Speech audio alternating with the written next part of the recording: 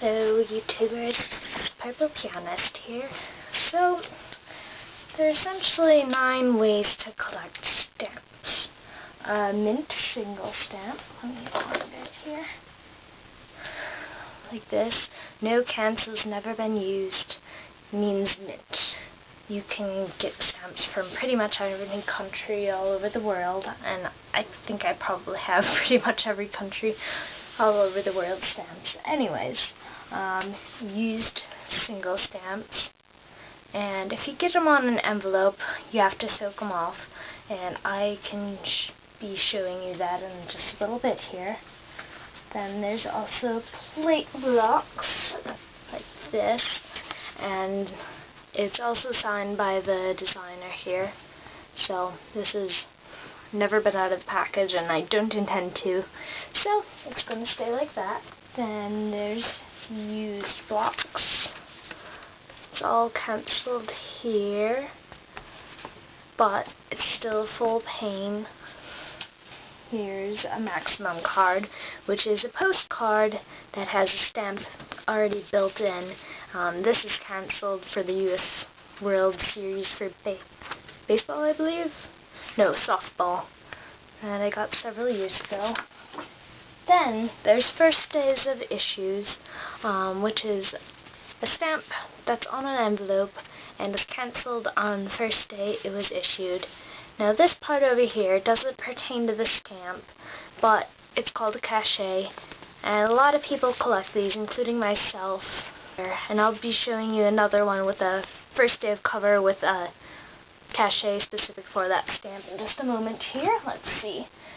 So it's got the cachet, and then the stamp, and then it says Premier de Circulation, which means first day of circulation for that stamp. Then there's also fun cancels that you can get, like this one as well is from the League of Baseball Club Roadshow in St. Paul here. Anyways, other things that you can look for in stamps, there's a thing called microprinting. And that's where tiny printing is placed on the stamps. I have a list of all the stamps with microprinting on it if you'd like a copy. And obviously you can't see it without like a magnifying glass. There's also something called watermarks, and those you can't really see with your naked eye. You have to have a special solution, which is actually kind of toxic, and I don't deal with that. So if you want to look into that more, go ahead. I'm not going to go there. So for properly removing stamps, you need a bowl of water, a little squirt of soap in it, and mixing up a little bit. You don't need a ton of soap, just to help the adhesive loosen a little bit. Paper towel to let your stamps dry on. And stamps on envelope pieces. And you don't want huge envelope pieces because that makes it really hard to get off and everything. So just trim them up, so you gotta maybe less than a centimeter around each stamp, and then I always place them in face down because it seems to help get them in better. And let me show you what I'm doing. So I take the stamp, place it face down, and push it down just a little bit so it kind of flips down to the bottom. Sorry, this camera doesn't focus up close very well.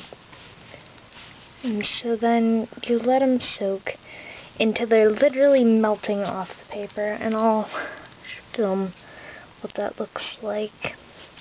Some tips for when you take them out: you don't want to put them sticky side down when you're drying them, because otherwise you'll end up with a big stuck on paper towel mess. And yes, you can soak them again with the paper towel, but it's just a whole lot easier just not to have to do that in the first place. And you don't want to put too many in at one time, otherwise they won't soak off very well. And newer stamps take longer to soak off than old stamps. And if they're stuck at all, don't try to pull them off. You'll ruin the adhesive and essentially make the stamp worthless. Which I did the first couple times I did this, thankfully with newer and less valuable stamps, but still it was a disappointment nonetheless. So, alright, be back in just a little bit after they've soaked. Okay, so it's been about 5 minutes, and I was checking, and I have one that's ready. See how it just peels off and kind of floats. So, envelope back. And now, come here. Sometimes they're kind of tricky little boogers. The stamp. So I place it face down like that. And you can also use newsprint for this. Just be warned, you might end up with a little ink on your stamps.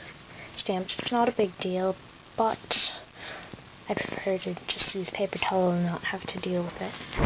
Alright, so after your stamps are all done drying, you can take some talcum powder or cornstarch, if they're kind of sticky, to help prevent them from sticking to anything. Then to mount them, you do not want to use glue sticks or regular Scotch tape or anything like that. You want to use stamp hinges. So essentially, you moisten the short little fold and attach it to the stamp back at the top. Then you moisten the other fold and press it down on acid-free paper of your album. I made the mistake when I first started collecting of using glue sticks, and I literally ruined all my stamps, so I pray that you do not make the same mistake that I did. These can be found at your local post office pretty easy. Otherwise, hobby stores like Hobby Lobby, or just pretty much, yeah, your local hobby store should have something like this. Other fun things you can do with stamps are, like, I made ornament with damaged ones.